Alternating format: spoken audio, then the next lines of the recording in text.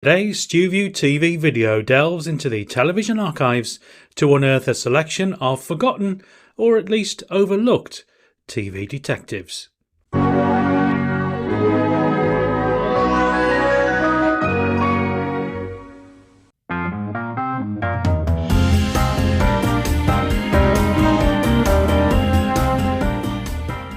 Broadcast on ITV between 1963 and 1968, Sergeant Cork offered a fascinating glimpse into the fight against crime in the late 19th century.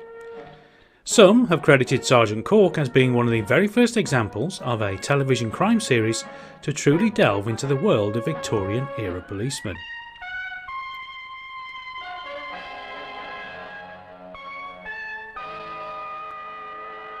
At the heart of the series was the astute and meticulous Sergeant Cork himself, played with quiet excellence by John Barry. Interestingly, Cork's first name was never revealed throughout the entire run of the show, adding a touch of mystery to the character. Operating from Scotland Yard's newly formed Criminal Investigation Department, or CID, Cork was a detective ahead of his time.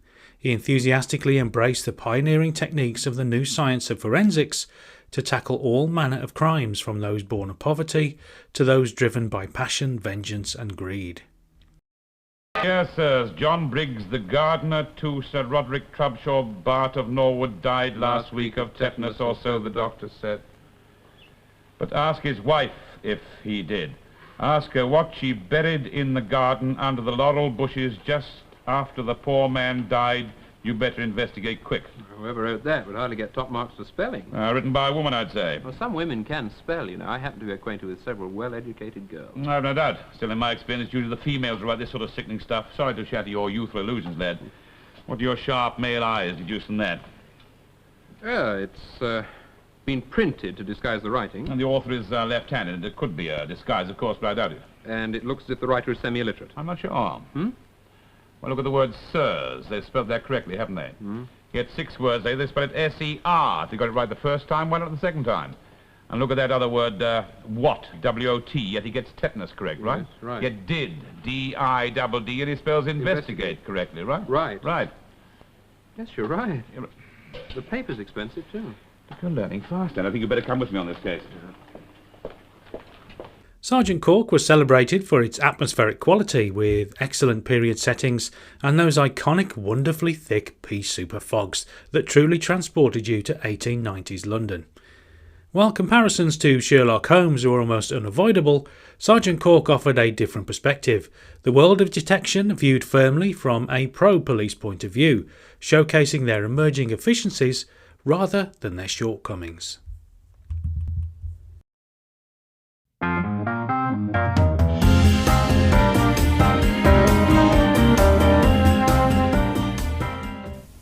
Dukes of Piccadilly, a short-lived little gem from 1980, introduced us to the wonderfully unique Brinsley Dukes.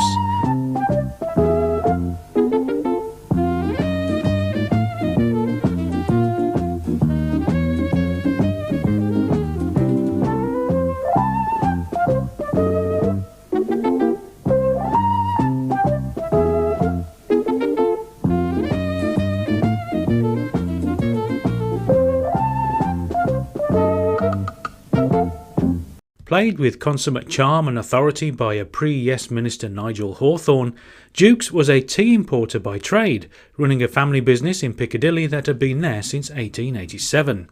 But there was far more to Mr. Dukes than just a nice cup of tea. He also happened to be a private detective. This, if I leave here at 1400 hours approx, arrive 14:15 at Waterloo, prompt, board the 14:32, bicycle in guard's van, arrive Harley Magna 1507, cycle to the Grange Hotel. I will arrive comfortably in time for mid-afternoon tea. Now, Cromarty, you'll be handling the baggage, so you better get a cab down there. You want me to take part in this expedition? Absolutely. But Brinsley, Saturday is Brands Hatch. Keewer will be riding. Cromarty, you are and always have been an indispensable part of my planning. We'll take a long weekend, starting today. But business Will run itself. Cromarty, the nation won't stop drinking tea just because you're not here. Brimsley, I sometimes think that your attitude to the business verges on the casual. Cromarty. Brinsley Jukes the First was a man of great foresight. Now, he saw that the British had an unquenchable thirst for tea and set about building an empire which would be self-perpetuating. Because of him and his wisdom, I am free to go about more interesting matters. Crime! The investigation and prevention thereof. Oh, Cromarty, there's no romance in you, is there? Here we are on the trail of the Dulverton Green and a dangerous criminal. Dangerous? And all you can think about is tea. Well, as to whether he's dangerous or not, that depends on how deeply the iron has entered his soul. I find the whole thing very sordid. The sordid part is the dratted wedding. But it gives us an excuse for being there. Always look on the bright side, Cromarty. What made Brinsley Jukes so memorable, apart from his rather aristocratic demeanour, was his wonderfully eccentric style. He looked like something straight out of a bygone era, complete with a distinctive fashion sense. And his transport of choice was his trusty bicycle. Indeed, he was one of the leading advocates for the Bring Back the Bicycle campaign, or the BBBC for short. Assisting him, often reluctantly, was his right-hand man Cromarty, played by Manning Wilson. Devised by screenwriter Robert Banks Stewart, the man behind the likes of Shoestring and Bergerac, Dukes of Piccadilly differed in that it was aimed at younger viewers and therefore aired at 4:45 on Monday afternoons. It's a series that really leaned into its tongue-in-cheek nature, offering a lighter, quite charming take on the detective genre. And while it only ran for 6 episodes due in part to Nigel Hawthorne's swift move to the civil service in Yes Minister, Dukes of Piccadilly remains a quirky, quintessentially British detective series.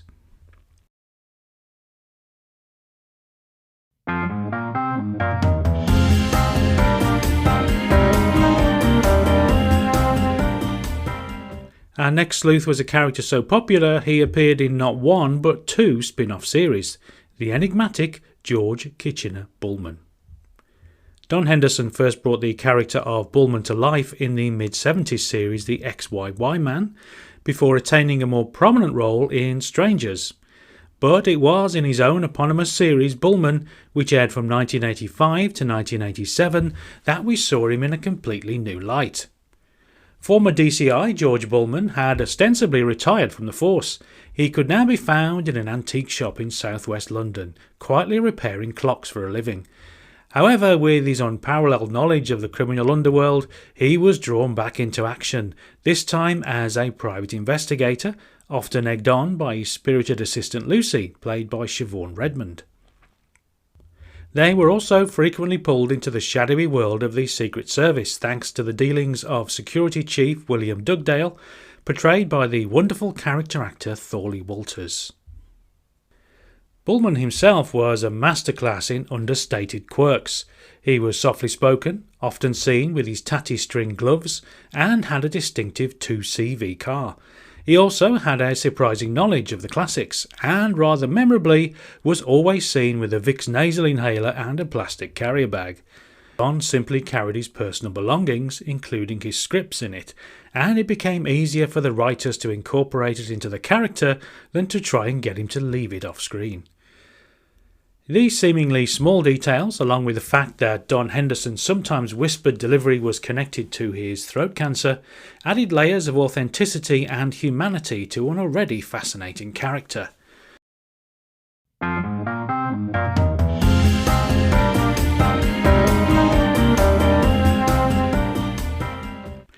This CBS crime drama, which ran for 5 seasons from 1987 to 1992, starred the great William Conrad, better known for his role as Cannon, as J. L. McCabe, a former police officer who transitioned into a no-nonsense district attorney. He was often teamed with the hip young private investigator Jake Stiles, played by Joe Penny.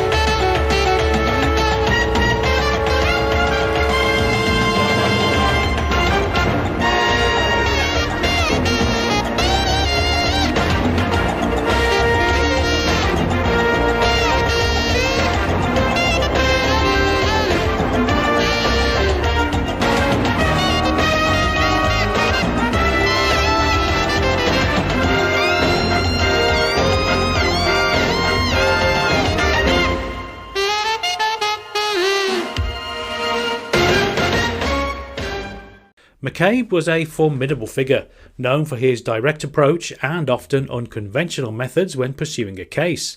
His reputation for being persistent and tactless certainly made him stand out. And he was rarely seen without his constant companion, his rather ancient pet bulldog Max. Jake and the Fat Man had a bit of a geographical journey during its run. Initially set in Southern California, the series relocated to Hawaii for its second and third seasons and part of the fourth after Magnum PI had come to an end. Here, McCabe retired from politics to open his own private detective agency, with Jake and Derek doing most of the legwork while McCabe held court from his office. Eventually, they all returned to the mainland, including McCabe's Hawaiian secretary. Jake and the Fat Man offered a blend of legal drama and private investigation, with the contrasting personalities of McCabe and Stiles providing much of the show's dynamic. It's an enjoyable slice of late 80s, early 90s American crime television that might just have slipped your memory.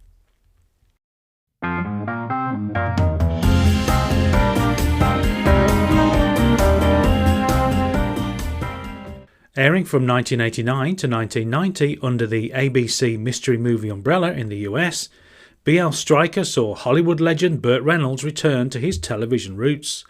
He took on the role of Buddy Lee Stryker, a Vietnam War veteran and retired New Orleans police detective. But rather than chasing big city crime, Stryker had settled down in the glamorous surroundings of Palm Beach, Florida, living a rather laid-back life on a houseboat and driving a beat-up old Cadillac. His days were spent largely drifting around, but occasionally he'd take on cases as a low-rent private investigator, often finding himself embroiled in the murky affairs of Palm Beach's rich and famous. Stryker wasn't alone in his laid-back detective work. The series had a great supporting cast, including the vastly underrated Ozzie Davis as Stryker's loyal friend and former boxer Oz, who often served as his enforcer, and Oscar-winning film star Rita Moreno as Stryker's ex-wife Kimberly.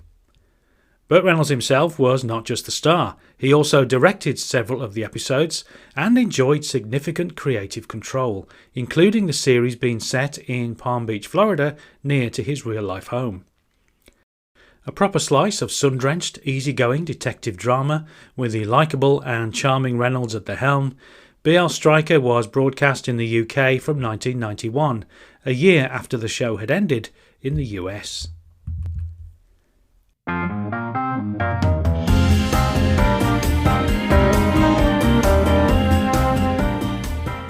Granada Television first introduced us to the tenacious Victorian detective Cribb in 1979 with a feature-length pilot, before commissioning a full 13-episode series that ran from 1980 to 1981. Based on Peter Lovesey's historical mystery novels, Cribb saw the excellent Alan Doby take on the title role.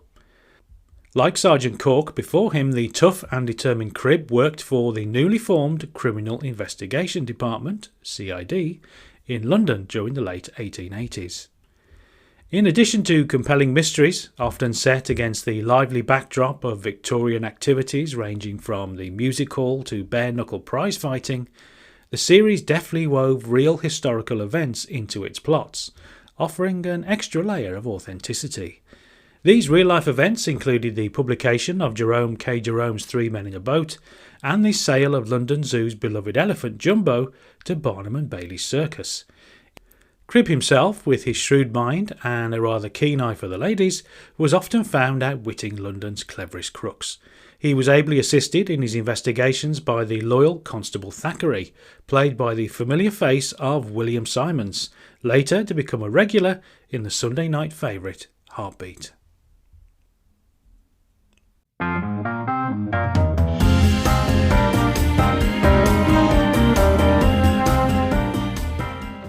This ITV series, first broadcast between 1967 and 1968, was a spin-off from the popular It's Dark Outside, which itself was a spin-off from The Odd Man. At the heart of it was the affable William Mervyn, reprising his role as the venerable Chief Inspector Rose. Mr. Rose sees the title character now retired from Scotland Yard and enjoying a quieter life, cultivating his cottage garden in Eastbourne and writing his memoirs. However, retirement, as many ex-detectives find, is rarely truly restful. The impending publication of those very memoirs stirs up a whole host of figures from his past, both former criminals and old colleagues, all too aware that his vast personal library of case files holds a wealth of incriminating details. While time may have mellowed Rose, his mind was as sharp as ever. He couldn't resist being drawn back into a succession of new investigations, tackling them with his customary relish.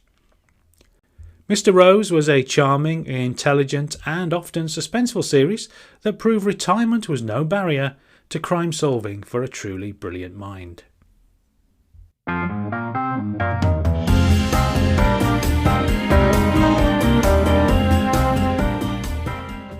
First airing on the BBC between 1981 and 1982, the groundbreaking series The Chinese Detective was created by the prolific Ian Kennedy Martin, who was also the mastermind behind The Sweeney and Juliet Bravo. What made this series so significant was its star, David Yip, a Liverpool-born half-Chinese actor, who took on the lead role of Detective Sergeant John Ho. This made David Yip the very first Chinese lead actor in any British television drama series.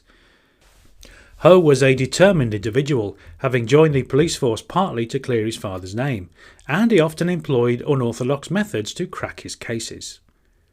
Ho's journey within the force was a challenging one. He found himself navigating a world where colleagues could be unsupportive, and he often encountered a degree of distrust and prejudice from some of the people he dealt with, both within the police and out on the streets. Like many TV detectives of the era, Ho had his signature ride, in this case a classic Morris Minor Traveller. The Chinese Detective was a fast-moving and exciting drama, offering traditional crime storylines but with a fresh perspective. It was a bold step for British television, bringing a new face and a different narrative to the crime drama genre.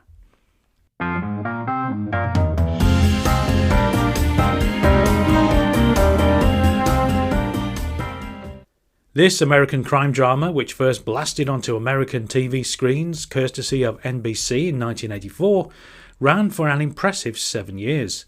It starred formidable former NFL player Fred Dryer as Detective Sergeant Rick Hunter of the Los Angeles Police Department.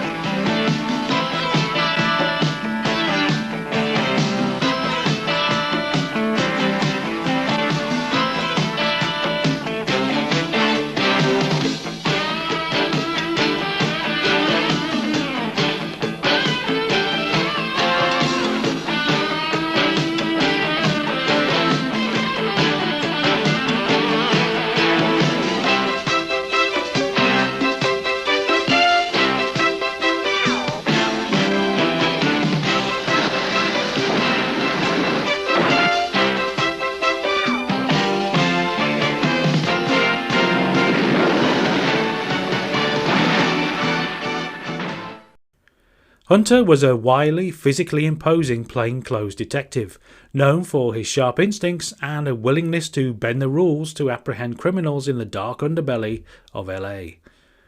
What defined the series for many viewers was the dynamic partnership between Rick Hunter and his succession of strong, attractive female partners. For 6 years, Stephanie Kramer played the hard-edged Detective Sergeant D.D. McCall, affectionately known as the Brass Cupcake. McCall was no ordinary police detective herself. Her own unorthodox methods often rivaled Hunter's, making them a truly formidable team. After Kramer's departure, Hunter teamed with Detective Sergeant Joanne Malensky, played by Darlan Flugel, and then Sergeant Chris Novak, played by Lauren Lane, ensuring the chemistry remained strong. Hunter was classic 1980s television, delivering action-packed police procedural drama with a charismatic lead and a powerful partnership. It proved so popular that Fred Dryer, and eventually Stephanie Kramer, returned for a trio of TV movies in the mid to late 90s, and there was even a short-lived revival in 2003. In the UK, Hunter was broadcast on the ITV network from 1985 onwards.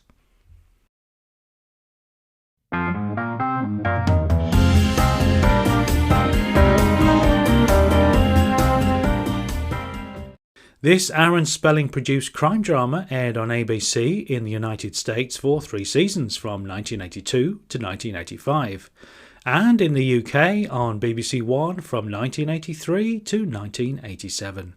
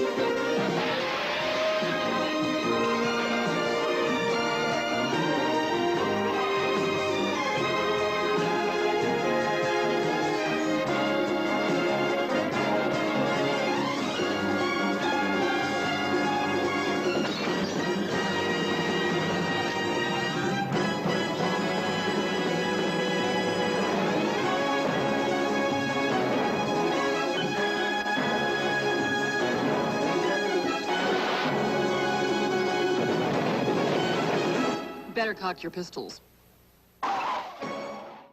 Played with characteristic charm by Lee Horsley, Matt Houston was no ordinary private eye. He was a wealthy Texas oil man with seemingly endless free time and a knack for solving crime in Los Angeles. For Houston, private investigation wasn't really about making a profit, it was more of a hobby. His cases often stemmed from one of his many close friends finding themselves in trouble, be it murder or some other criminal enterprise, requiring Matt's unique set of skills. Houston wasn't alone in his crime-fighting pursuits. He was ably assisted by his sharp lawyer sidekick CJ, played by Pamela Hensley.